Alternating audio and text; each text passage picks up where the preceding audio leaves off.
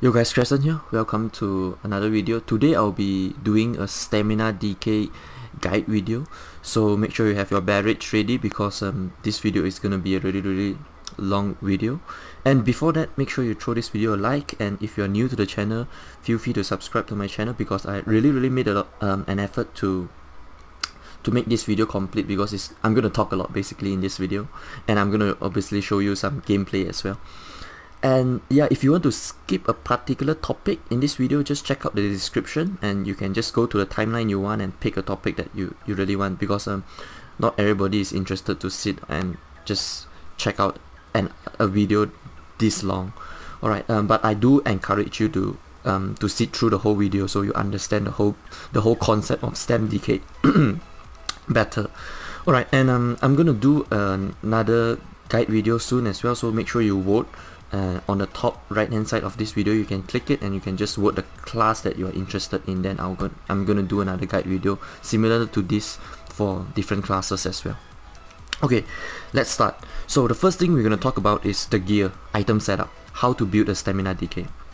Basically, it's pretty straightforward. Stamina decay, there are lots of sets for stamina decay, but before I go into the sets, I'll just tell you what monster helm you should use.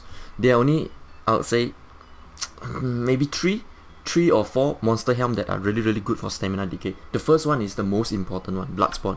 Everybody know what this is. This is the item set that gives you stamina recovery 1 piece, and the 2 piece will give you 6% to gain 14 ultimate in 6 seconds with a really solid 6k physical and spell resistance. It's a really defensive set, gives you a lot of ultimate, a really strong set. So this is I would say the best set for stamina decay. There's another few more sets. Another defensive set is Pirate. Pirate. Let me just go type here. Pirate Skeleton set.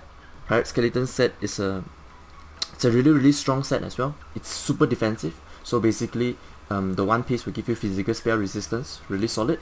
The 2 piece will give you 8% chance when you take damage. Again, you gain major protection and minor defile, so you reduce your healing by 15%, sorry, and but you reduce the damage taken as well for 30 seconds. This is a 15-second cooldown set with a 12 seconds uptime, so it's pretty solid, I would say. There is one more defensive set that is good in non-CP. It's called Mundus.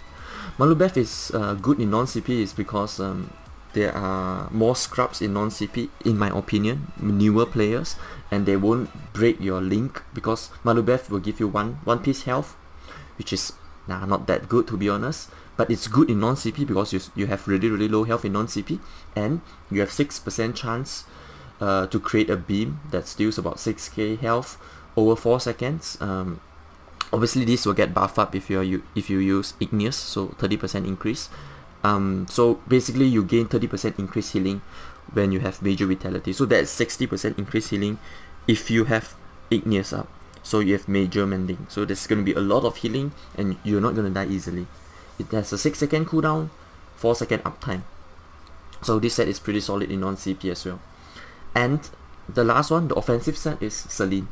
Selene is really powerful because we animation cancel a lot. So we light attack, ransack, basically light attack, skill bash. So there's 3 instances you can proc Selene. Selene gives you 1 piece max stamina. It's a really solid. That's really nice.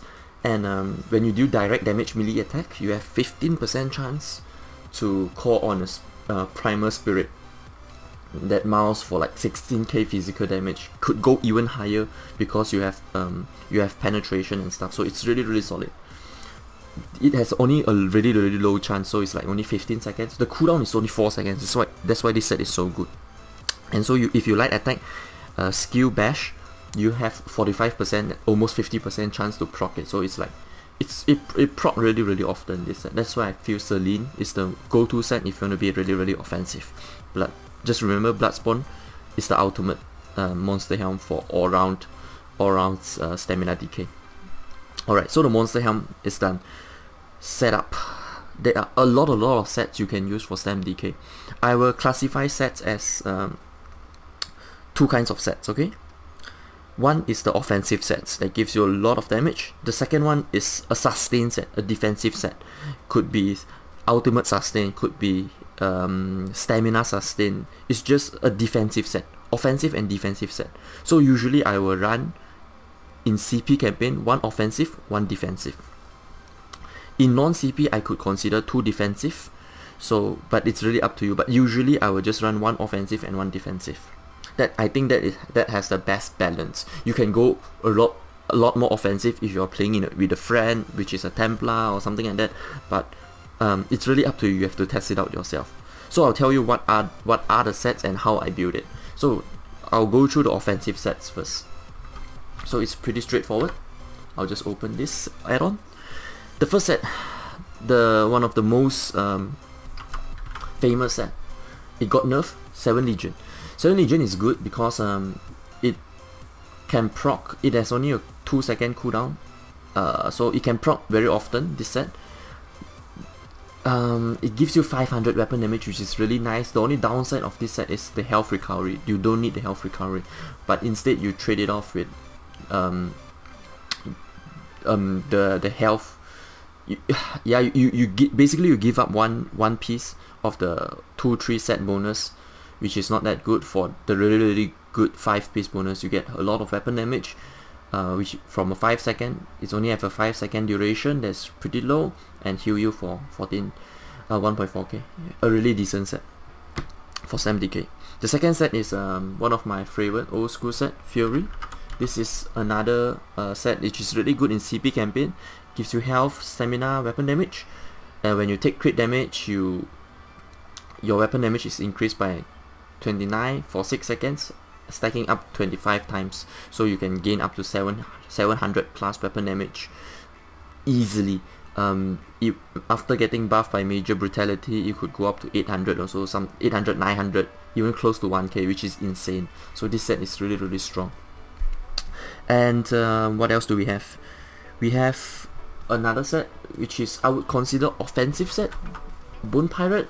You can argue this is a bit of a sustain set as well. Gives you max stam, another 2000 max stam, so 4000 max stam, stamina recovery, and another stamina recovery. So this set is overall just a really nice set, Bone Pirate.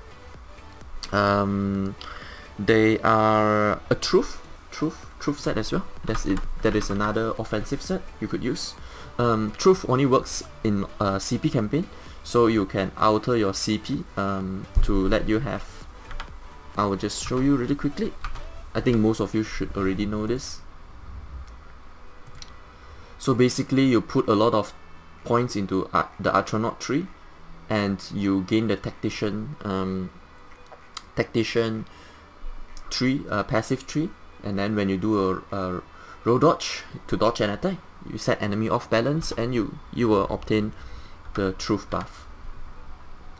Alright, so what Truth does is weapon crit really solid, stamina really solid, weapon damage really solid, 450 weapon damage after you dodge an attack while using roll dodge, only roll dodge, not shuffle. 10 seconds duration, really solid.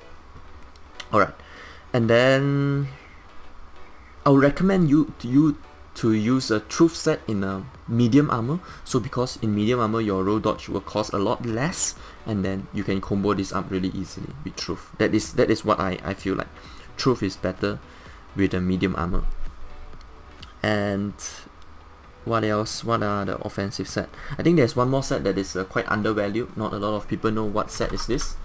Armor of Real Inheritance. I actually do consider using this set before, but then I really don't have the time to go buy it or farm this set, so I haven't really fully tested it. But I feel like this set is really good because okay, weapon damage is nice, physical resistance is okayish, 3k physical resistance is not the worst, not the best. I'll take it, and weapon crit is decent as well. And the fifth piece is when you deal damage.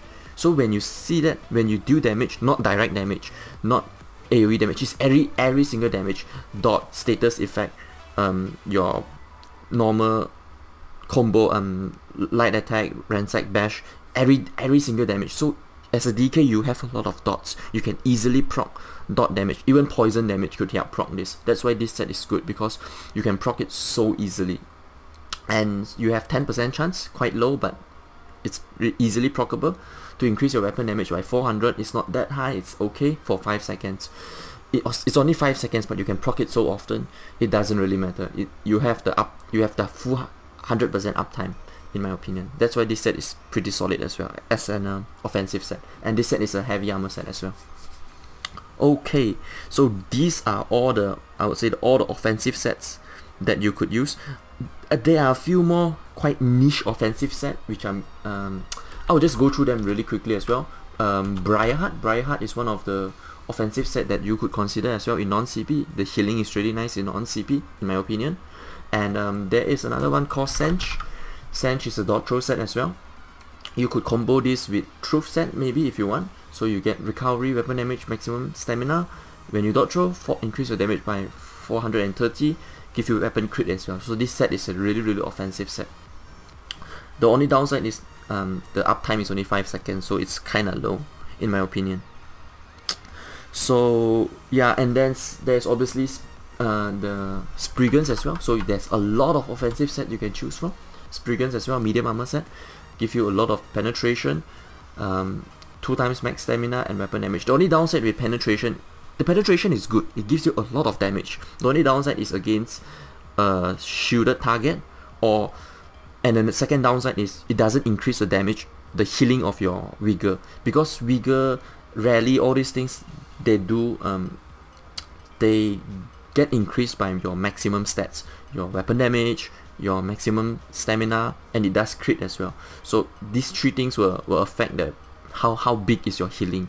Okay, and obviously with penetration you don't have insanely high weapon damage, so your vigor will be slightly lower compared to a set like Fury. Yeah, I think those are all the offensive sets, and I will go through the defensive sets now. Yeah, the defensive sets. There are a lot of defensive sets you can use. Obviously, the most famous one is Werewolf Height of the Werewolf set. It gives you health, nice, stamina, nice, weapon damage, really nice. Ultimate, I cannot mention this again and again. Ultimate is just so important for stamina DK, because ultimate gives you basically your defensive ultimate, your shield ultimate, and gives you your offensive ultimate, your leap or your dawnbreakers. So it's just so important, ultimate, because it is more than just giving you your resource back from battle raw. Obviously you gain a lot of resource back after using an ultimate, but it helps with the combat as well. So Werewolf Height is such a good set, even until now. A lot of DK are still using it, me included. And the second sustained defensive set I would say is Basket. This is a really underrated set. I did use this set in one of my builds, and I find this set so awesome. So basically what this set gives you is health, stamina recovery, physical resistance, super defensive, and it reduces the duration of immobilization and snare by 50%. So because now after the new patch, all the snares are going to be only 4 seconds, so you're going to cut that down, but to reduce the duration only to 2 seconds now. And obviously the best part is when you are immobilized or snared. Almost every class have a snare or immobilize, so it's gonna proc really easily, and you will heal for about 2.2k health, really decent, and 1000 stamina.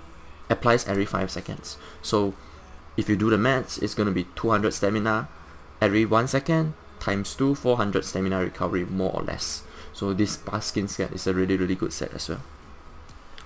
And what else do we have? We have something like a really easy to get, easy to obtain set. 45 Breast. 45 Breast is a full defensive set. It gives you health, stamina, physical resistance, spell resistance, another physical resistance, another spell resistance. So basically you obtain 3000 plus 5000, 8000 plus physical resistance. So that is 8000 is about 13% damage reduction, or every single damage reduction. So no matter what kind of attack you obtain, you will resist it. So it's about, yeah, I would say it's slightly lower than something like Magica defensive set. The Wizard's Repose set is slightly lower than that, but the good part about this set is you can craft it, so it's really easily slotable into all your body pieces or weapons or something like that. So this set is quite good as well. I find this set to be really powerful in non-CP as well, because in non-CP you're so squishy, so I think the brass set is super nice in non-CP. Alright, I think these are all the defensive set you can use, but obviously I'm talking about strictly about small skill and solo PvP now. That's why I mentioned all this set. I will go through the raid set in a group set later, but I'll just mention how I build now. So you have all these sets now. You want to always build a monster helm, okay, 2-piece monster helm, and then you want to build another 2 more pieces, two more sets. So what I would like to use is always one defensive, one offensive. You can pick the defensive set that you like. For example, now I have the build is Fury plus Werewolf Hide. This is just an overall really solid build. So I have one heavy body and one heavy legs. So I have other pieces all medium, and then I have Fury Rings, I have Werewolf Hide weapons, and I use Werewolf Hide only on the back bar, and then on the front bar I use Maelstrom Battle Axe. Obviously you can use Maelstrom Axe, is really good as Maelstrom and Elysium weapons are really good. So you can just build something like this. You can switch it around. I can't tell you what is the best build for StemDK. There are so many builds you can play around, but I can always tell you that Werewolf Hide, Fury, these two are really awesome. It's just like the staple stamina DK set. You can 1vx easily with this setup. Okay, yeah, and the important thing is not about the sets, because everybody know what sets to use nowadays. The important thing is how you build your weapons, what traits you need to use, what enchantment you need to use. There are 2 ways you can build the sword and bar.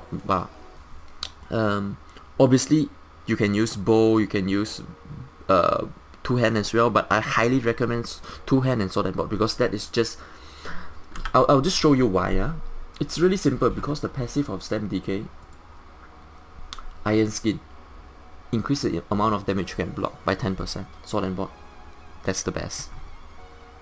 And then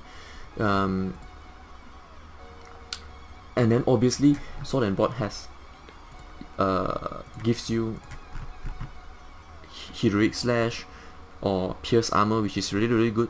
2 skills that gives you a lot of debuff, and if you need, you can use your Gap Close, and you have a solid CC that debuffs your enemy 39% health and healing receive reduction by major defile.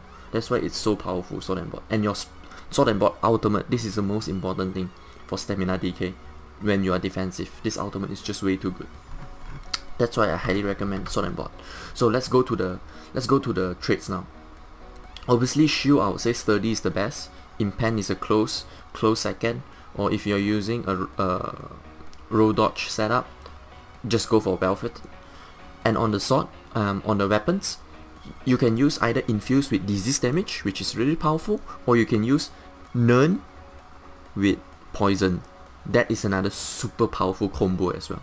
So these 2 are your combos. So always remember to only use 1 bar poison. You don't stack your poison on 2 bars. And on the front bar, because on this bar we will use our ultimate into execute. That is the most important thing. So you always want to use Sharpen or Nern. I would say Nern is slightly better. I should use Nern actually, but I haven't really changed it yet, because there's a reason why I tell you Nern is better. Firstly, we get your major buff, your major brutality, and as a StemDK you get minor brutality as well.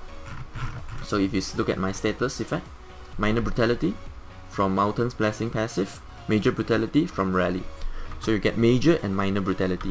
And if you are using a 5-piece medium armor, you increases your weapon damage again. So it's insane. That's why StemDK you can build so well with weapon damage. You can get easily 4k weapon damage from StemDK. you obtain which passive is that? Yeah, increases your weapon damage by 12% agility when you use 5 medium armor. So that's why you gain so much weapon damage. And yeah, I think that, and there's one more thing as well with that is when you gain a lot of weapon damage, your vigor will obviously be stronger as well. So it's like a defensive offensive thing with the weapon damage. Obviously you could use something like infuse weapon damage glyph. That could work as well, definitely, on the back bar. So obviously when your 2-hand bar is usually your gap close bar, because I think critical rush is the best gap close. This gap close I'll just show you really quickly. Stampede, it gives you 60% snare for 4 seconds, so I highly recommend you to use that gap close. And then you can proc, when you get close in, you do light attack, you can just proc the weapon damage, you go to your sword and board bar and start dealing damage. So that is a way as well. Or you could use Nern or Sharpen with poison damage enchant, or with poisons. So this is up to you. Just make sure you have, if you don't want to use any poisons, you make sure you use poison damage enchantment and disease damage enchantment. These two are the best. Alright, so I think that's about it for all the setups. Yeah, like I mentioned earlier, make sure you have one defensive set and one offensive set. If you're playing with friends, you can consider 2 offensive sets. Now I would like to switch my direction to raid setup. So how you want to build a stamina DK in a big raid. I'm not talking about a small scale raid like 2 to 6, 7 people. I'm talking more than 8 people. 8, 9, 10, 12. I don't know if you're running in a Zerg 20 or something. How you want to build it. It's really simple. So let me just build my set. There are a few sets. Actually there are very few sets you can only use.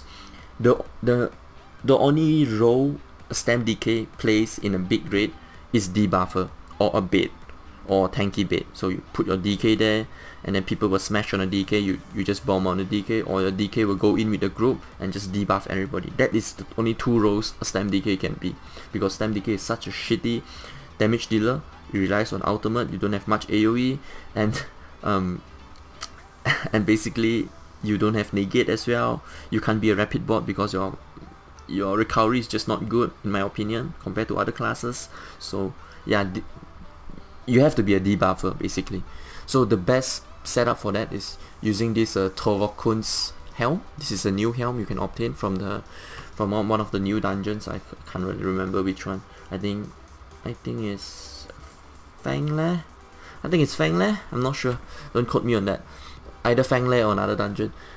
So basically it gives you health, so. But the second part is the best part.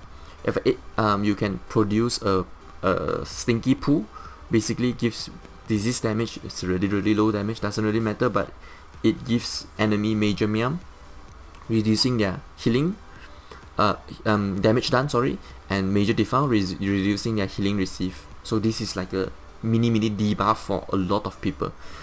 A cooldown 8 seconds, and the uptime duration 8 seconds. So it's really good. It's always up. So this is the best, I would say, the debuff set. And for, I would say, another set that you could consider use is Aben set. So let's say you're running in a strictly 12-man group, everybody is gonna get 1.1k health, and it's just super awesome, because in a raid, health is super important, because nowadays, obviously, if you raid before, you see everybody is like, I don't know, 28k HP, 30k HP. It's just a ball group, not want to die and just run through everybody. That is how you play a ball group, okay? So Aben set is just really good for that. There is another set which is really strong as well, I would say. Durok's Bane. I don't have it on my DK, but I'll just type it here. Yeah. So basically what Durok's Bane gives you is the 5th piece is when you take damage, you apply major defile to your enemy for 10 seconds. So they just gain, just reduce their healing basically by 39%. So this effect can occur every 1 second. So every 1 second somebody is going to get affected by this effect if you take damage from them. So this is quite a good set as well. And however, what I use is I like to use Aben and Werewolf Hide. Werewolf Hide gives you ultimate. Okay, that's all. Because we are obviously running in a low resource set on this tanky build, so I feel like ultimate is so powerful. And another thing is we can obtain by using shifting standard, we can obtain major defile. So I feel like this ultimate kind of clashes with Durok's Bane. That's why I prefer to drop Duroks. Instead I use Werewolf Hide, so I have my ultimate really quickly.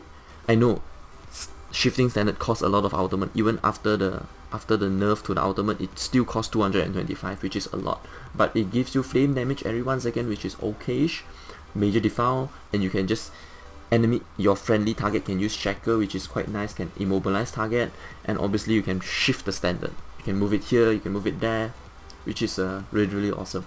And the most important thing is it has a 27-second duration. It's so long. You can just keep putting the standard, you move in another target, you throw the standard down, move in another target, you throw another standard down. That's why shifting standard is so powerful. Alright, so I would say these are all the sets for a raid build. Obviously you can change up there might be some different other setup, debuff setup you can use, but I'm not really gonna go into that. Okay, so yeah, so I covered up the setups already, item setups. Now I would go through all the food buff, the poisons and potions and everything. So let's start with food first. Food, there are not many foods you can use, to be honest. There's this max health, max stamina. This is a really decent food. Or you can use a tri-stat food as well. Tri-stat food is really good, especially if you're using skills like reflective skills, basically your wings, reflective plate or dragon fires, reflective plate or reflective dragon fire skill, that is called. So if you're using reflective, if you're using wings, basically you can use tri-stat food. Or if you want more resource like me, I sometimes do run medium armor, so Dubious is really powerful because it gives you health, stamina, and magic stamina recovery 320, which is quite nice. So I would say these three will be your food buff. And we go to potions now. There are not many potions you can use. I would consider 2 potions to be the main. The first one is immune to knockback, give you crit and stamina. This is one of the most powerful potions you can use. The second one would be, I don't have it on me now, but immune to knockback, speed and stamina. This is I would say the speed potion is the best potion for stamina DK, because you are just really slow, especially on a heavy armor build. And yeah, basically when you pop the potion, nobody can stop you because you are so fast, and you can just quickly spin the ray, and yeah, just basically gives you a lot of mobility as a stam DK. That's why that potion is so powerful. Obviously you can use your normal tri-stat potion, but I don't recommend it. Or invincible potion is really nice as well. You can get out of jail. And there's the lingering health. This is good in non-CP. So sometimes you are fighting a lot of players and you want to commit into a fight, but you don't have enough healing in non-CP, for example. You need this lingering health for you to commit into a fight to kill someone else. So lingering health will definitely help with that. Alright, so I highly recommend all these potions, and obviously you can use detect potion with crit as well, which is really nice. So the poisons, yeah, there are so many poisons you can use, but obviously you can use the cost increase poisons, which are really good in non-CP. You could definitely use something like dot poisons, would be super nice as well. In CP, both CP and non-CP, the dot poisons I'll show you. Just 1 second. There are 2 kinds of dot poisons you can use, so I'll show it to you. The first one would be this one, the normal double dot poisons. 10-second cooldown poisons, obviously, with a lot of dot damage, 2 times dot damage. And another one is increases your victim's magicka and stamina abilities by 30%, and gives you another dot, which is quite nice as well. This is another dot poison, and there is one more dot poison which gives you 2 times dot damage. This one you can see here, and increases the victim's stamina ability. So really up to you. All these poisons are all really powerful. And there's one secret, I would say secret, but not famous poisons, is this one. Gives you a lot of resource because it drains the stamina from the target. Basically what it does is increase the cost of their stamina ability by 30%, restores stamina to you 238 per second for 3.5 seconds. That is about 476 stamina recovery. Super awesome. And the best part, it gives you minor fracture, so you have minor and major fracture on your enemy. So this poison is really powerful. I'll pair this poison with Selene. You know why? Because Selene deals physical damage, so your Selene will hit harder, and you're not so worried about your resource, because usually if you use Bloodspawn, you can gain a lot of resource back using ultimate, but your ultimate gain is way slower with Selene, so you substitute that damage from Selene with this sustained poison. So this will pair up really well with Selene. So these poisons are all the poisons that I recommend you guys. You can test out some snaring poison. I don't recommend that. You can get that from your skills, so it's not that good. Alright, so the poisons are done, the potions are done, food buff are done. What else?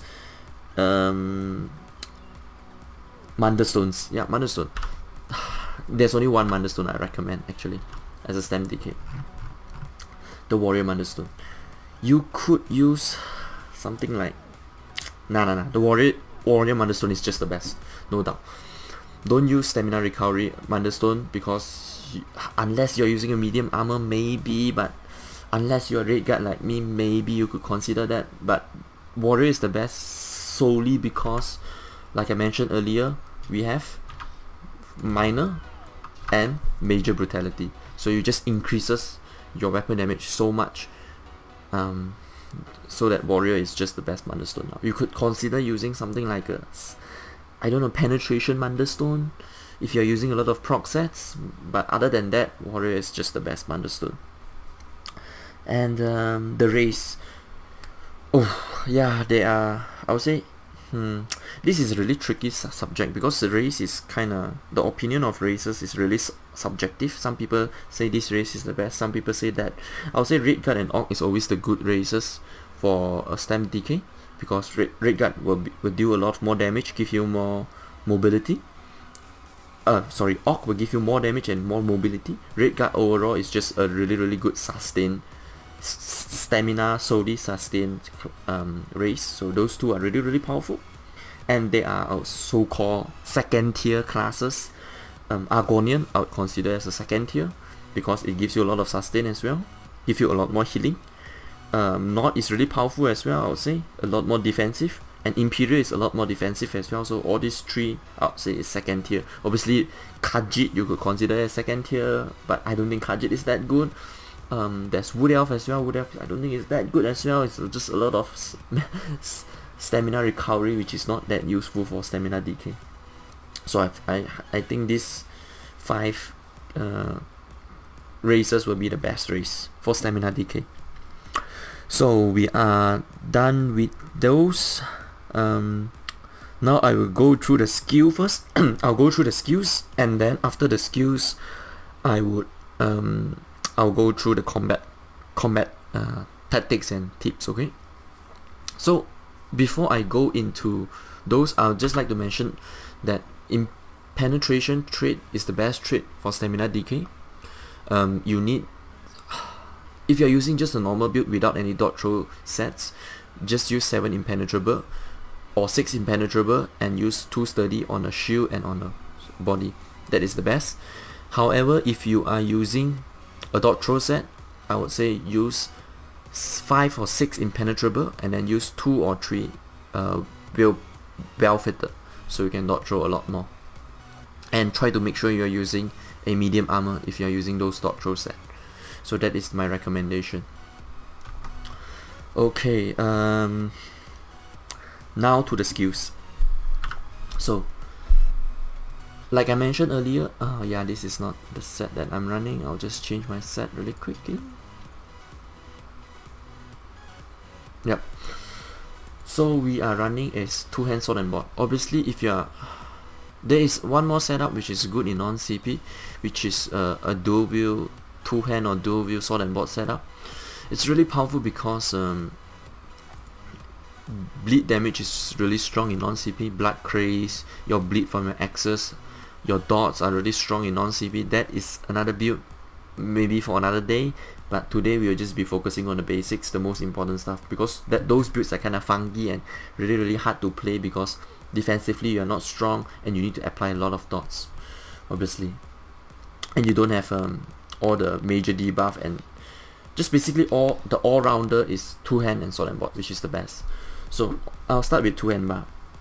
You need your execute, reverse slice. You need this no matter what. You need this execute to kill people, or else you can't really kill anybody unless a really bad player. Your venomous claw is your dot. You could use noxious breath. So venomous claw, you pair venomous claw up with pierce armor, or you can use another. Ransack as well. Ransack is really powerful as well. Both are really good. I would say pierce armor is better in a group. Ransack is better solo. So you pair venomous claw with ransack. You pair this skill, noxious breath, with heroic slash. It's just really important. Okay, so you get stampede, your gap close. This is your only snare you have. When people are running away, you use a stampede, you snare them. Volatile armor is your buff. You need this volatile armor because of this passive. So when a Daedric power ability is active, you increase your healing received by 12%. It's so powerful, Burning Heart. So you need one skill from this tree line, and I would say volatile armor is obviously the best skill you need to use because it gives you major 1 and major resolve as well. Okay, now to rally. There are two morphs, rally and forward momentum. Rally costs a lot more, forward momentum costs a lot less, so it's really up to you which one you want to use.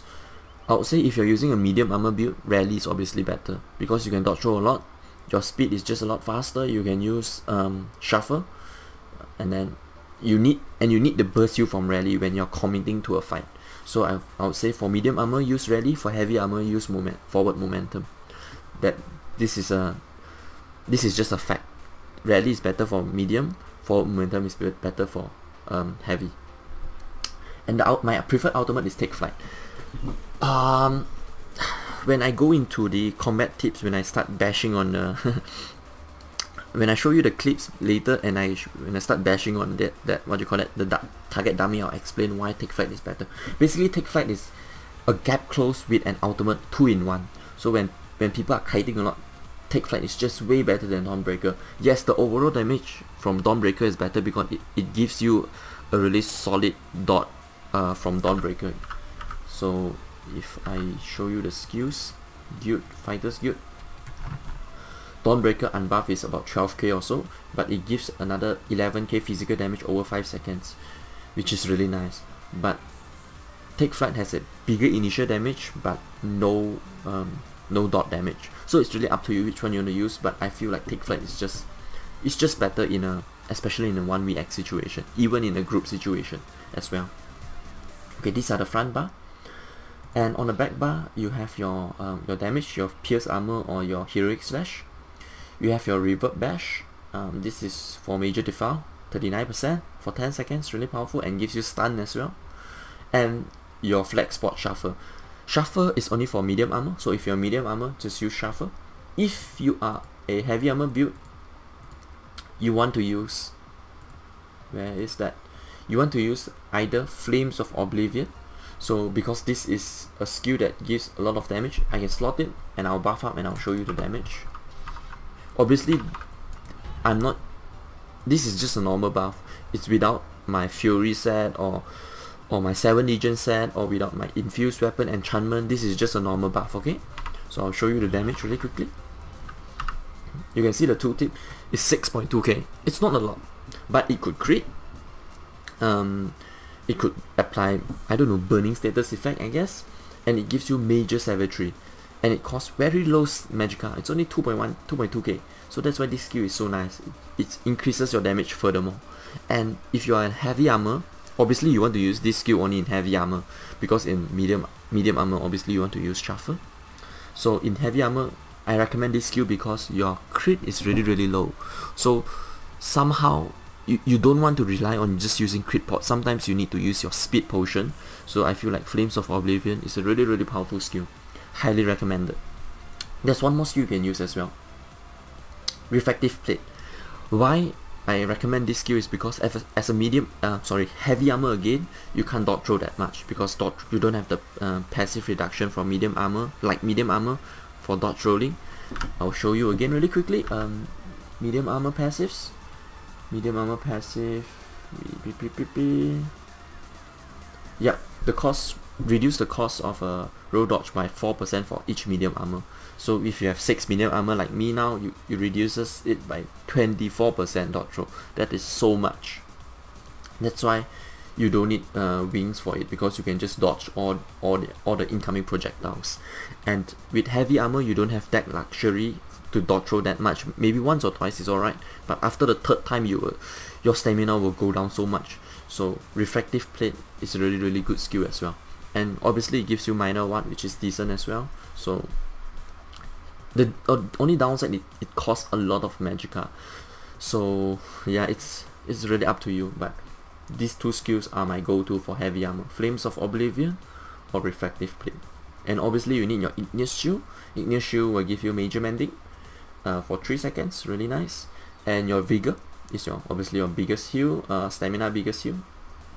And ultimate, I highly recommend Spell Wall, because it's just the best ultimate. It reflects projectile, so it takes away all the range builds against you. You have like so-called, I would say, immunity, but basically you are range build can't kill you easily when your spell wall is up for 7 seconds. So it gives you a lot of breathing room, and you can block without any cost at all. So if you're playing defensive, spell wall is just the best. There's no doubt about it. Obviously you can use Corrosive as well. Corrosive is good in some kind of situation. It's like when you're keeping ultimate, you're not using your ultimate, and when you need your resource and you want to play super offensive and defensive, you just pop Corrosive. You're not gonna die at all. You can just straight go into offensive, because it limit all the damage incoming to 3% of your max health, and you gain poison damage surrounding you for a 10-second, 11-second duration.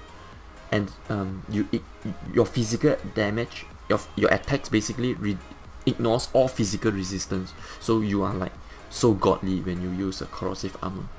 That's why I can recommend Corrosive armor as well. The only downside, it costs 200 ultimate. So you compare that 200 ultimate to 135. Which one is better?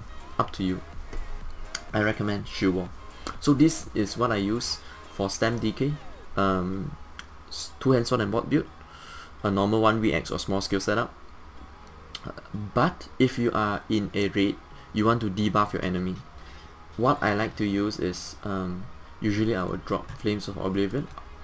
Sometimes I would drop Revert Bash as well, but you could totally consider Revert Bash, really up to you.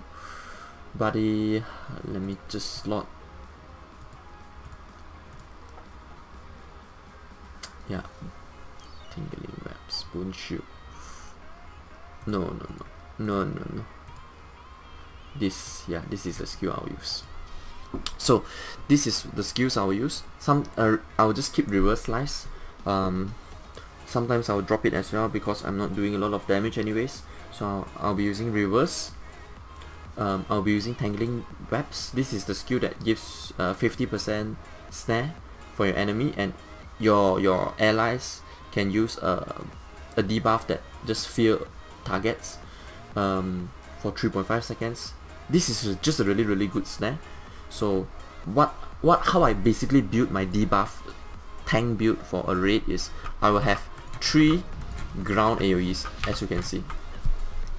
So the 3 ground AoEs you need to use are Tangling Webs, 50% snare, Cider Storm, 70% snare, Razor Caltrops, 30% snare. So you have 1, 2, 3. 3 ground AoE to snare people. And yeah, there are a lot of stuff you can, your ally can press to fear people as well. It's just really good in a raid situation. And the other skills I must have are like one of your ultimate. Obviously, you need to use shifting standard as well. And then you have your rally or your forward momentum. You have your volatile armor. You need your gap close as well, obviously. And you need one of the damage dealing skill, either heroic. I'll recommend heroic slash because you gain more ultimate. And you obviously need your igneous and your vigor. So these are all the skills that I would use in a debuff tank build. Okay. You can use choking talents, but it costs way too much for stam DK, so just forget about it. It's just not worth it to use choking talents. So these are all the skills. Now, I don't think I missed out anything. I will just change it back to my normal setup, and I will tell you how to play. Basically, how the combat tactics, yeah? What you need to do when you see an enemy coming to you. So let's say this target skeleton is an enemy. Okay, you first thing you see them is you need to apply your 4 buffs. This is the basic. So many stam DK don't do this. Okay, obviously if they are some, I would say, priority to your buffs. Which one is more important, which one is less important. Let's say you see this target, you feel like he's really like a scrub. Obviously you can just apply for the one buff that you need. Major brutality, your rally or your forward momentum. Then you can start going into them and start fighting, if you know that you can kill them really easily. But if you know that they are a experienced player or you're not sure how good they are, I highly recommend you to buff up yourself. At least these 2 buffs, your rally and your heal buff, these 2. Optionally, you could definitely buff up your minor brutality as well, so you get your major can't even remember. Your major resolve and major what, so your defensive buff, you get your offensive buff, minor brutality and major brutality as well, and you get your rally for your heal or your forward momentum. So you have all these 3 buffs. These 3 buffs are the most important. And the last one is shuffle buff or your flame of oblivion buff. These two flames of oblivion or shuffle is the last buff that you want to apply. Okay, because I think from the priority, those 3 buffs are ahead of these 2, flames of oblivion or shuffle. Alright, so let me just quickly slot back my shuffle. So you have 4 buff, like I mentioned just now. If you're not sure how good your enemy are, you try to apply all these 4 buff. And before you go into them, okay, at the beginning of the fight, you of course want to use your rally before you go into them. So you got your healing up. So when they fight back and you are taking damage, you are still healing. That is really, really important. A lot of stam DK don't do this. Actually, a lot of stamina players don't do this. When you're full resources, you don't really need to bother about your resources, because you will eventually use vigor when you are taking damage. So why not just use it early? When vigor is ticking, then you go into offensive. That is really important. Precast your vigor. Obviously, when your resource is low, you don't want to precast your vigor. You want to only use it when you need it. But when your resource is high, like 90%, 80%, just precast your vigor before you go into a fight. So now, you got your buffs up, everything, alright? You want to go start a fight. First thing you want to do, obviously, you want to get close. Get close is good because the first thing is you can apply the dot from, if you're using a Maelstrom stuff, Better Axe, you can apply the first, you can apply yeah, how do I say this? You can apply basically 5 dots in using two stuff, gap close and light attack. So what I mean by 5 dots is, the first dot is your merciless charge dot. If you're using a Maelstrom stuff, you have that dot. So if your critical charge would deal about 7k or less physical damage for 5 seconds. This is your first dot. Your second dot would be your bleed dot from your Better Axe. I highly recommend use you to use Better Axe as a stem DK, because you will always switch around. When you're defensive, you'll do light attack buff on your two hand bar, so you want to proc the bleed. Because as a stem DK, you don't have a lot of burst, you don't have a burst like a Nightblade, or you don't have the burst from, let's say, Warden, or even a Stemplar. Stemplar have Power of the Light, which is so strong. So you don't have all those. You only have a big hitting ultimate, so you want to time it with all your dots. So you want to do Merciless Charge dot, Bleed dot, obviously your Venomous Claw dot, Venomous Claw, or Noxious Breath dot.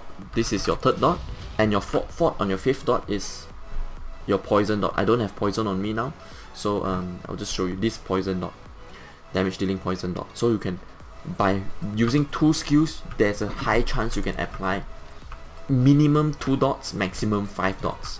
So it's really powerful. I don't have my Poison now, so I can apply 3 dots now. So now I applied 2 dots already. So now you can see on the enemy 2 status, they have 3 dots. So you just want to apply 2 dots. That's the most important thing. So because the other dots will come naturally from proc chances, so you just want to make sure you have 2 dots up. Then the first thing you want to do, after you're applying the dots, you switch to your back bar. Obviously, I'll just show it again. Get close in, light attack, you swap into first phase of Pierce Armor or Heroic Slash into Bash. You only use Bash when you have good resource, more than 60% of your resource, because it does drain your resource even with the sword and board quite a bit. So if your resource is low, less than 50%, I would say, your stamina basically, when I mean resource, you don't want to use Bash. Okay, so I'll just show that again really quickly. And then you use a combo. So you can see one combo you can apply 6 status effect on your enemy. So even a Stemplar or Magica Templar can't cleanse everything. It's so strong, stamina decay. You can apply so many debuffs. So you apply this, and then the second thing you want to do is you use your same combo again, but with a Reverb Bash. So you CC your enemy. By that time, they will be under a lot of pressure already, and then you continue with your other combos. Obviously, it's really hard to say when you want to use your leap. It's because there's so many different classes. There are so many. I'll just explain all of them. So we are fighting a tanky class, heavy armor class. You want to keep your leap when your enemy, because tanky classes will usually block a lot. So you want to make sure you reverb them and they get the CC before you go into the leap. Those are the condition when you're fighting a sword and board class, because you don't want to leap when they are blocking. You will just waste your leap, that's all. Unless you're under a lot of pressure, then you just want to throw the leap. Let's say you're fighting multiple targets and you don't have ultimate to use, because leap is cheaper than shield ultimate. So if you're under so much pressure and you can't wait for your shield ultimate, just go into leap and leap them away from you, and then you can just run away. So that is you can use leap defensively and offensively as well. So that is really important. And another thing is, against let's say a sorcerer, a Magical Nightblade or a sorcerer, they are really sneaky. They can cloak a lot, they can streak a lot. What you want to do is, you don't want to use your lead. You want to surprise them with lead. So you don't want to reverb bash them into lead. You can do that, yes, it's fine. But what you want to do is you just want to apply a lot of pressure, obviously. And then when they streak, when they're under a lot of pressure, they will do a dodge throw away, or they will streak away, or they will try to cloak away or something. Then you want to use leap when they use their mobility skill. So you leap into their mobility skill. Sometimes when their shields are not up, when they're using their mobility skills, you leap into them, and then you don't worry about them cloaking, because you can just break the cloak. Leap is not dodgeable in a near distance, somewhere around 5 meters, between 5 to 7 meters. Leap is not dodgeable. Okay, so make sure you want to leap into their gap close. Or if they are staying their ground, they're fighting you, they're shielding up, they are really good player. Okay, let's say you just apply all your dots. You make sure they have all their dots up, like 5 or the dots I mentioned earlier, the 5 dots, okay? You want to have all your dots up, and then you do your basic combo, light attack, ransack, bash. So you do this on once on them, and then you quickly switch to your 2-hand bar, you do a heavy attack into the lead. You surprise them with this. Why? It's because heavy attack on 2-hand bar will give you follow up. Yeah, when you do a fully charged heavy attack, your next direct damage attack within 7 seconds will get increased by 10%. So you increase your lead by 10%. So you don't want to do any, what you call that, any light attack in between. Lead straight into lead. Your heavy attack straight into lead. Alright. So this is another way you can surprise targets that are using shields. Obviously, what you can do is you can just apply pressure on them as well, like usual, and then you straight sneak a leap into them. That could work as well. Straight stick a leap. Always remember, after leap, straight go into execute. Even they are like 40% or 50%, go into execute. Okay, maybe not 50%. Even if they are, let's say, 45% or 40%, straight go into execute. You don't need to wait until the 25% mark, then you start executing. About 40% you can start execute, because it takes time. After your leap, you want to switch bar, it's a bit slower. So after your leap, you straight go into, you can do a bash on your 2-hand bar as well, because you want to apply more damage to push them into that execute phase. So when they are near 30%, 25%, they will take lots of damage. So you can always use that. Remember that. And now, so I mentioned tanky targets, sword and board targets. I mentioned magical classes, the fast magical classes like socks. Now I want to mention sneaky targets like Stamina Nightblade, or maybe to an extent Stampla, I guess, or Stamp Sword. Those classes. So what you want to do is, because they will dodge throw a lot, most of them will use, I would say, medium armor maybe. So they will dodge a lot. They are like just, you know, cats. You know, you can't hit them. All your skills are missing like crazy. So what you want to do is, you let them come to you. You don't go crazy chasing them unless they are under pressure. Then you chase them like crazy. But let's say they are line of sighting. They are really good. They are kiting. They are coming in with cloak and everything. The first thing you want to do is, always remember, especially Nightblades, they will come in. First thing they will do, they will get close to you from cloak. They will straight incap you. You want to try to block the incap. The first thing you want to try to block the incap. Okay, let's say the incap come to me now. The first thing, if I manage to block the incap, I totally shut off their offensive window. Straight you go into reverb, you CC them. Why you straight go into CC is you want to drain their stamina. The first thing is you want to drain their stamina, and then you have the time to apply your dots. You know, you have the time to apply your dots. You light attack into Venomous Claw, you have the chance to proc your bleed, your everything, your dots. So they will obviously break free, and then they will roll dodge again. It's fine. Bear with it. You have your dot on them already. Your dot is 10 seconds plus your Venomous Claw. So how you want to kill them is, you want to wait for your dot. I'll show you a tip. Yeah, not many players know this, especially even at 1 stamp decay. Venomous Claw will tick harder. So if you read the Venomous Claw, poison slip into blah blah blah blah blah. Okay, deals increased damage, and the longer it lasts. So every 2 seconds the damage increase from Venomous Claw by 12%. So you increase the damage of it harder. So at the last 4 seconds, Venomous Claw will tick really hard. So what you want to do is, you want to try to time your Venomous Claw and your bleed. Try to proc bleed as well. Obviously you want to debuff your enemy with Major Fracture from Noxious Breath or from Pierce Armor. So make sure you have this up, and you want to make sure you have the debuff of, I know that's a lot of debuff and buff debuff you need to apply on an enemy to successfully kill them, but I'm talking about a really good Stamina Nightblade now. You're fighting a really good Stamp Sword or Stamina Nightblade. You need all this debuff to go your way before you go for the execute.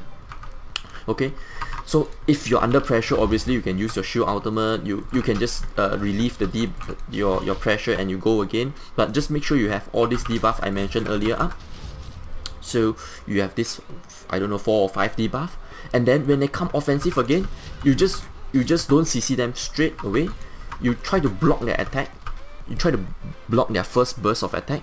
Okay, obviously you need your Vigor up. Obviously that is straightforward. Your Vigor and your Igneous, you need them up. This is your healing skills.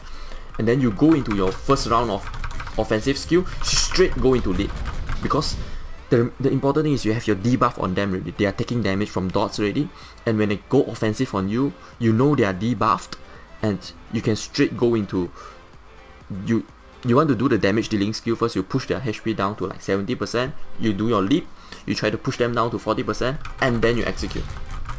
So this is how I kill off really good Stem Knight Blades, or Stem Socks, or even Stem Plus. Or Stem Plus are easier because you can see them coming so easily. It's just mostly on Stamina Knight Blades. Okay, so yeah, against the Stem DK, it's just a grind fest. See who applied more pressure. Yeah, it's about against a Stem Warden or Stem DK, I don't know, or Stem Sock if they are using Troll King. It's all about the grinding, the resource grinding, because it's about you want to always go offensive when you have this immune to knockback potion. So it's about playing with this potion, the cooldown of your potions and all this thing. It's really hard to explain because this kind of classes, they are just tanky, like Stem DK. Obviously you have to wear them down. You have to wear another Stem DK down. You have to better, what I can recommend is you do a little bit more heavy attack. Obviously if you're running like medium armor on me, you have the disadvantage already compared to heavy armor, because they are tankier to an extent. They have better sustain than you, and they can heavy attack more to gain resource. So if you are using a medium armor, you kite around, force them to use more gap close on you while you play offensive. And the most important thing is against a 1v1 with a tanky target, and if they are good, you need to do a lot more heavy attacks for your resource. So that is the most important thing. But it's just gonna be a grind fest, which I kinda hate, to be honest. That's why I went for medium armor, because we have a lot more mobility. When we sprint, we are so much faster than a heavy armor build. Alright, so I would say these are all the things that you need to know as a Stem DK. Obviously you can use Dawnbreaker as well. Dawnbreaker, there are good and downsides for Dawnbreaker. Dawnbreaker is shitty against a Nightblade because when they cloak they are not gonna take any damage from all your dots, so it's not good anyways. But if it's good if your target can't cleanse the dot, so Dawnbreaker will be really good. And it's not dodgeable as well. However, you need to aim this, so it's, if your target is like now here on me, something like that, he might dodge it. So you need to have a small distance away from them, but not too small, because if they are further away from you, basically the radius is 10 meters, but to be honest, it's not that big. It's quite small, and it's cone, so it's really hard to aim. You have to make sure you aim at them properly. I would say the best distance is about 5 meters, something like this. This will ensure that it hits properly. The downside is, I mentioned earlier before, you can't gap close. Dawnbreaker is a ground skill, so I'll prefer you to use Leap, because Leap is a gap close skill. However, Leap will splat your target all around, so when you leap into a group, everybody will fly away. So in a group, let's say you want to bomb a group, Dawnbreaker is 100% better, because you ensure that they stun on the same place where they are, and they don't fly away. You know, Leap, it's cool. Everybody will fly away from you, but your burst is not there anymore in a small scale group, or in a Zerg, or in a raid group. So you want to use Dawnbreaker in a raid group. Alright, yeah, animation cancel. Yeah, I think everybody knows it. I will just show you really quickly your basic animation cancel. You can apply 4 instances of damage. Basically, when you do a light attack, you proc your enchantment and your light attack damage. You want to ransack, while after you use your light attack, you want to instantly spam the ransack button and go into bash. So I'll show you again.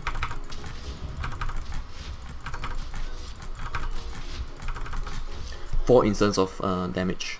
A lot of scrubby players if you do your this combo properly, you will receive something like, why are you using macro? Why are you using macro? It's all about practice, man. Everybody can do this. This is not macro. So easy. So make sure you have this mastered down. And another, under pressure, And there's another animation cancel as well. You see this? Weapon swap animation cancel, sorry. So you want to always do light attack into skill into weapon swap, and then you go to your other bar. Something like that, okay? Even the important thing about stem decay is, sorry about that, I hit my mic. Okay, important thing about stem decay is after you use every skill, you want to light attack if your enemy is nearby. You see, you want to use light attack on every after skill, and you want to, obviously when you're buffing up, you're fighting a good guy, a really good player, you want to do something like this. You want to surround them. I call this, I don't know, dancing on your target. You always want to do this. The only thing why you do this is because you want to make them can't target you easily. You want to move around. Always want to move around. You don't just static like PvE, you know, stand there, dodge the raid. There's no raid in PvP. You always want to move around. Make sure you're in range of their damage while you debuff them. You want to do light attack. So this is what I do usually. I think this is the best. And what else? Weapon swap animation cancel is done. The normal animation cancelling. Dodge throw animation cancel, really important as well. So let's say you're under pressure, so I don't know, 5 people, 10 people are chasing you. Always you want to do vigor into dodge throw. Vigor into dodge throw. Master this as well. This will save you a lot of times. Vigor dodge throw. So the first thing you vigor dodge throw, and then you go your igneous. So you always want to try to use vigor before you use your igneous. And then if you still need more defensive, you can just do shoe ultimate if you have it, and then you start running away. Okay. If you really need to, you can sprint. I don't recommend that if you're on heavy, but if you're on medium, just sprint for it. Don't bother, because medium armor again has increased movement speed from sprinting, so you can sprint so much faster, and you'll be using well fitted as well, so your sprint will cost definitely less than heavy armor. So it's really nice. Okay, yeah, there's one more thing about heavy armor. So let's say you're under pressure, you just do this, you use your igneous. You want to stay on your sword and board bar first, but if you are snared, okay, depends on how under pressure you are. If you're under so much pressure, you do a dodge throw to get out from your snare, and then you want to switch to your front bar after you come to a line of sight, usually if possible. Then you use your forward momentum. Okay, then you can consider the re-engage. But if you're not under too much pressure, you can just switch to your forward momentum. Just use your forward momentum to break free from yourself from the snare, so you save your stamina, because dodge throw, you save your dodge throw while you're only when you're under pressure if you're using heavy armor. That is really important. What else? I think that's more about it, no? To be honest. Obviously, I need to talk a little bit about Shoe Ultimate. Shoe Ultimate is an ultimate that you can use, actually ultimate in general as a stem decay. There are two things, okay, there are three things you can use an ultimate for. The first one is to go offensive. Obviously, you want to finish off a target, just use your leap, use your Dawnbreaker. That is the most important thing. Second thing is really straightforward as well. Your defensive ultimate, your Shoe Ultimate, your what do you call that? Your corrosive ultimate. You use those when you're under pressure, you need the defense, you use them. The third method when you want to use an ultimate is resource management ultimate, I call this. Stamina decay, you have, everybody should know this by now, but I'll just go through it anyways. Battle Raw. So basically you gain 46 stamina magica health for each ultimate cost. So let's say you use a lead, you will gain 4,600, yeah, 4,000, about 5,000, yeah. If 5,000, yeah, if you do the maths properly, it's about 5,000 plus a bit. 5,000 ultimate, stamina, magica, and health. So you are fighting a target, tanky target, but you don't find any opportunity to burst them down. What you want to do is just use your ultimate. Doesn't matter Shoe Ultimate, or obviously if you use Shoe Ultimate, you gain more resource. You use Sleep, you gain less resource, but you can do more damage. So it's really up to you which ultimate you want to use. But I call this ultimate spending just for resource management, especially if you're fighting a good player. Especially DK against DK, you will see a lot of players do this, because your ultimate gain is so fast, but you don't find an opportunity, an opening to use the ultimate into execute. So you just use the ultimate just for resource management problems. So yeah, that is really important. Keep that in mind as well. So these 3 methods to use your ultimate. Either you want to use it for your resource, you want to use it for the offensive, or you want to use it for defensive measure. So these 3 options are up for you. Always think about, okay, should I use my ultimate now, or do I have an opening in maybe 5 more seconds when I apply all the dots and everything? Always remember that. And one more thing I need to mention is how you gain your resources using igneous. So basically on this tree, Stone Fist, igneous weapon, igneous shield, fossilized, and Cider Storm will give you 990 stamina back. 1000, not a lot. I would say not a lot, but not too bad either. It's 1k stamina. It's quite nice. So always when you are fighting, even when you're not under pressure, you will try to weave in a igneous in your rotation. Okay, try to weave in an igneous, but you don't want to spend every inch of magicka you have, because you want to make sure you have this buff. The volatile armor buff is the most important, one of the most important buff you need to have for the stamina decay. So make sure you have stamina magicka for your volatile armor. Then if your magicka is full, then you can rotate in igneous in your rotation. And another thing about cloaking targets is you can obviously use 2 skills to break their cloak. One is this patch, Noxious Breath, is not reliable because people can roll dodge it, but the next patch it's not dodgeable anymore, so you can 100% rely this to break cloak. And the second one is volatile armor. Volatile armor is cheaper, I would say cheaper stamina magicka wise compared to your igneous. So let's say you're fighting against a Nightblade, you want to use volatile armor to break their cloak. So it's really important. You can use volatile armor more or less about 8-9 times. No, maybe not 8-9 times. 6 times, I would say. 6 times before your magicka run out. So 5-6 times, maybe 5 times I would say is the more reasonable time. Unless you're heavy armor. Heavy armor you have more magicka sustain. Alright. So these are all the things you need to remember as a stamina decay. And yeah, one more thing. If you're playing in a CB campaign, there's this passive I need to mention to you as well. Not Tactician, it's, where is it? Unchained passive, yeah. So when you use a break free, the cost of your stamina ability is reduced by 80%. So what does it mean? The first thing you need to remember is the expensive skills. What costs a lot of stamina? Shuffle, Vigor. These 2 cost the most. 3.5k. Obviously it costs more if you're heavy armor. It costs about 3.8k. I don't know, 3.6, 7, 8k.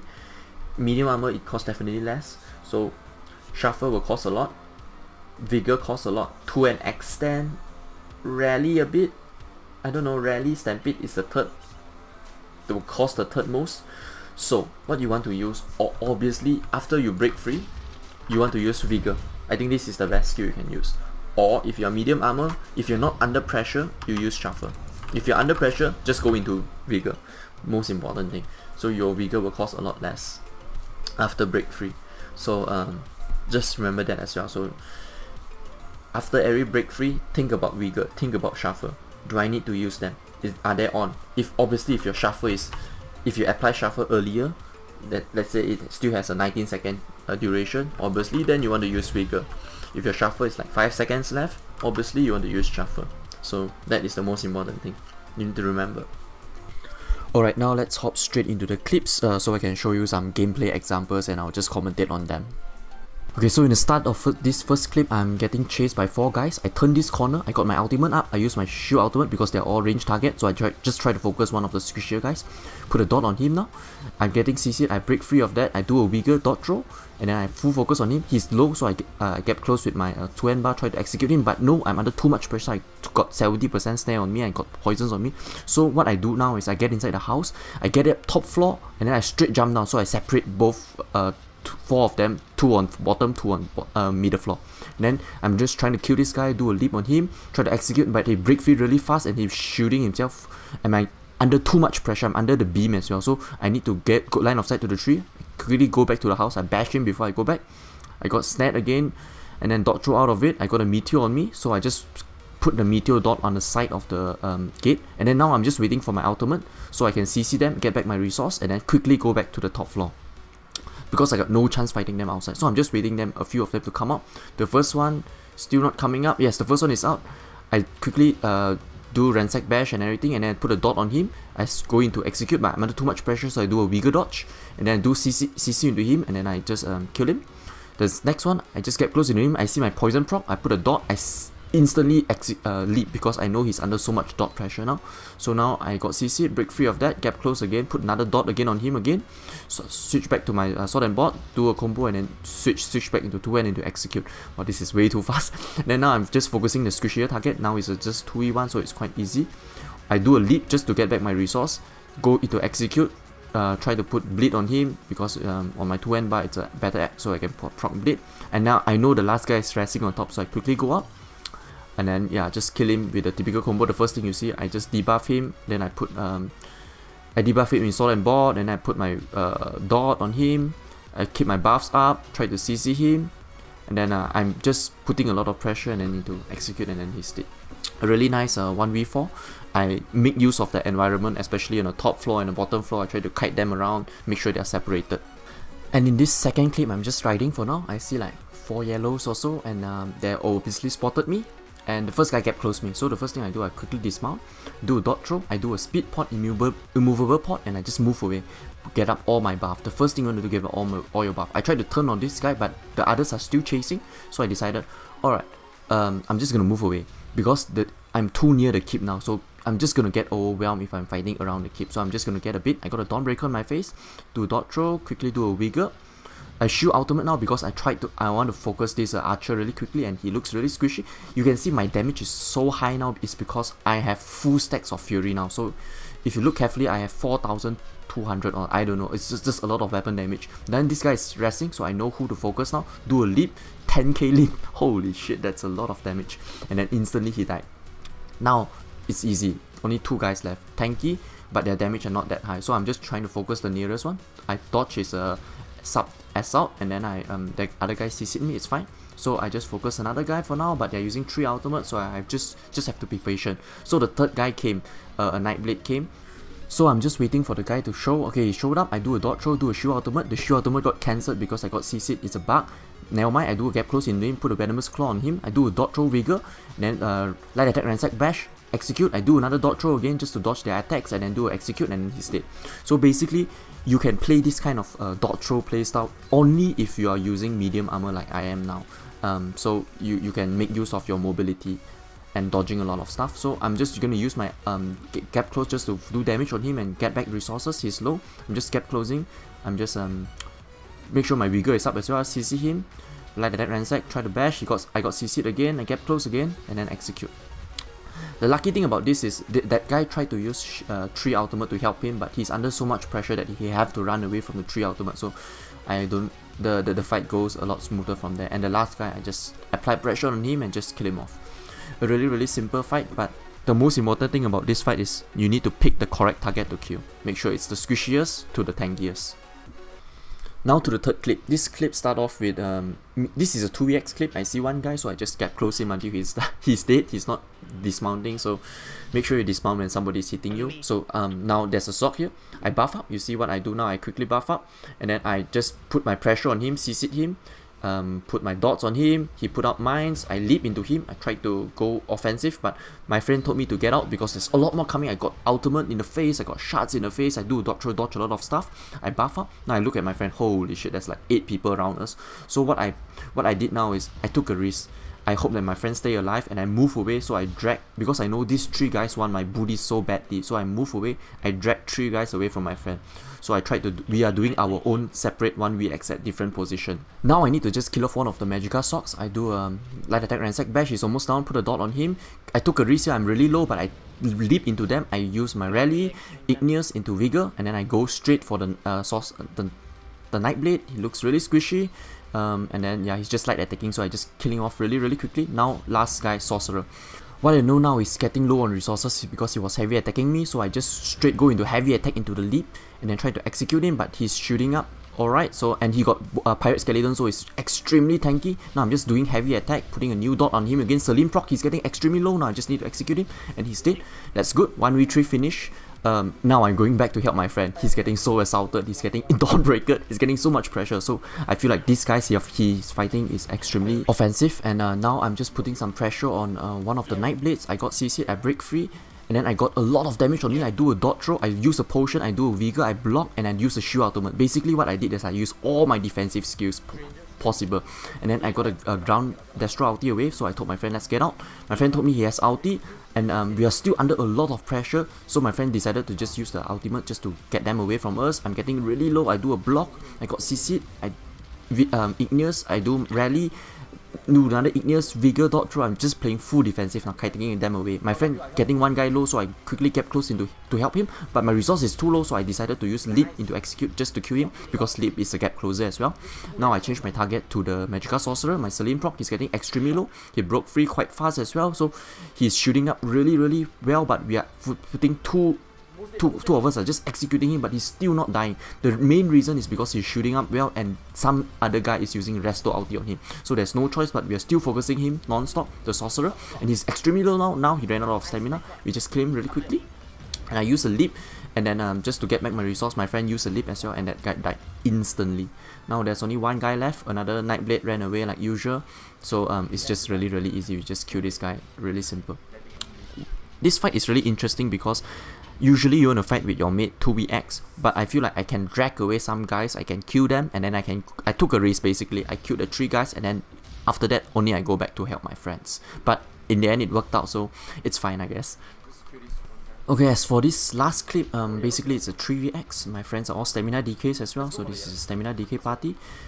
We've got a few yellows here, so I decided to just go for this Magica Warden. He looks a bit squishier, but that guy is heavy attacking me, so I know that he's a lot more squishier, and then we just focus on him. He used a barrier, we got a Warden ultimate, so we need to play a little bit defensive while we keep up our vigors, while we go offensive on this this Magica Nightblade. He's running away, he's smart, we're just putting some pressure on him. My friend leaped. It's a little bit laggy as you can see, but we are just focusing him now. Finally he died, and I told my friends we need to ditch because there are way too many yellows sieging that kid. So what we need to do, I went to my friend, give him a vigor, and we move back. I got CC'd, I break free, I use shuffle, I can move back again. So yeah, we are just moving around now. We're just trying to lure them away from us. As you can see, there's just way too many yellows, and when I turn around I see a camp over here. So you always want to burn the camp because they can rest up at the camp after you kill them, which is super irritating. So you have to burn the camp. As I was burning this camp, 2 people came out from the camp, so we tried to focus I tried to focus this Magica Sock. He shoot up properly, so he didn't die from the leap. It's fine, I'm just focusing on him. He's using Worm Cult, so Wizard Repose, sorry, so he's a bit tankier, and this guy is using Wizard Repose as well, so it's a bit harder to kill. I'm just trying to proc bleed on him, but my friend leaped, he's not dead. He got CC'd, yes, finally. Now it's opportunity, we killed him. That guy is using Destro ulti, so I told my friend we need to keep up vigor, we need to move back now. And we're under so much pressure now, so I'm just trying to kill the guys that are nearest to me, that are easiest to kill. I got a leap, execute, yes, the guy that is using the Destro ulti is dead, that is good, the bomber. I see a guy further away with really low health, so I just try to focus on him. He cloaked, and I tried to use volatile armor to break his cloak. Unfortunately he got away, it's fine. So now I'm just focusing the guy nearest to me, the Magica Sorcerer. Get up all my buff like usual again. I used the shield ultimate just to get back resource, and then I told my friend, let's focus this magical sorcerer. But we are under so much pressure now, so we have just decided to kill that one last night blade over there before heading out. And I'll just let you listen to the in-game sound for now. They're all more coming up though. We need to move north, man. We need to move north. Trust me. Just go. With you, up with you. Relic, come, relics. Fucking another 10 more people coming with horses, man. We need to get away from the camp, so we got a chance. Alright, so now we have our distance away from the Zerg. I'm just line of sighting now. 3 or 4 guys are coming up, so they are separated from the Zerg. So we decided, okay, let's go kill this Magica Sorcerer really quickly. We just leap into them. Instantly after 2 seconds she's dead. Easy peasy. There's a Magica Sorcerer behind again. I'm just focusing on them. So yeah, I'm just gonna do light attack, revert bash, right attack, revert bash, because he's blocking a lot, so I'm just trying to CC him non-stop. And then he's low now, I'm just executing, and then he's dead. Got sniped, so I used my vigor, used my rally instantly, and my friend is under so much pressure, so I tried to vigor him, but he died unfortunately. So I'm thinking now, should I run and put a camp, or should I try to rest him? I decided, okay, I'm just gonna use the shield ultimate, get back some resources, and straight run to a flat spot and try to put my camp. Unfortunately, I don't have my camp slotted, so I have to try to slot it. It's super irritating when you forgot to slot your camp. Okay, I got it down. Now I just need to find a spot. It's a bit tricky over here, but I think eventually I got it. Yep, I found the spot now. Put it down. So it's really important to put down the camps for your friend, because now we are in a 3-man group. If I lose one guy, means we lose 33% of our fighting potential. Now we are all 3 up. My friend is getting smashed by so many people. I kept close in. Why I do that is because I take away some attention from my friend. So I take away a lot of damage from him. So I just use shield ultimate. He used shield ultimate as well. We just play full defensive. Vigor, igneous, move up the hill. Why we are moving up the hill is really simple. Because snipers can't shoot from bottom to top. Because if you're line of sighting on top, they can't shoot you. So it's easier to fight this way. Now it's just a mash pit of a lot of skills. So we just have to keep up our vigor and igneous. Getting rude and everything. My friend just leap into them. He's trying to kill one guy. Yes, he killed one guy. That's good. My resource is super low, so I use the shield ultimate. Now just while being defensive, I'm being offensive, because I have shield ultimate now, so I can't get hit by a ranged target. My friend dropped a Dawnbreaker. I think he missed or something, or there's a guy that is healing non-stop, so it's really irritating. I'm just focusing on this Templar now. He's really low, and finally he's dead. Okay, that's good. I'm just keeping up my vigor for my friends. And I'm just thinking, who should I focus on? Break free of that fear now. I just leap just to get back some resources, because this guy is low, so I'm executing him.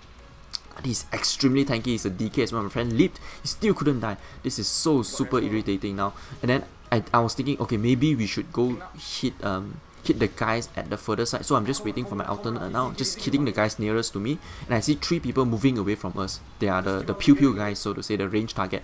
So I've decided, okay, I'm just gonna leap into these 3 guys over there. My friend have the same idea, so we do a double leap. Instantly we killed off 3 people. This is the really good move, because when we killed off 3 people instantly, we relieve so much pressure away from them. Now we killed another one more. There's only 2 or 3 more left. I bashed this guy because he's resting, and then my poison procced on him, so I know he's under a lot of pressure. So we just full focus on this lizard stamina DK. He's dead, and then there's one last one, tanky one, alive, and we are just killing him. He can't do anything much because he's just a healer. I think a few of the Nightblades, stamina Nightblades especially, just ran away, the snipers, from the fight, because they think they are losing. So, but it doesn't really matter that much, because this was really a good fight. We killed a lot of them, and the last one doesn't stand a chance at all. And yeah, basically this is the end of the video. I would like to thank you if you watched until the end, until now. Make sure you throw this video a like, make sure you subscribe, and I'll just see you guys in Cyrodiil. Okay, bye bye.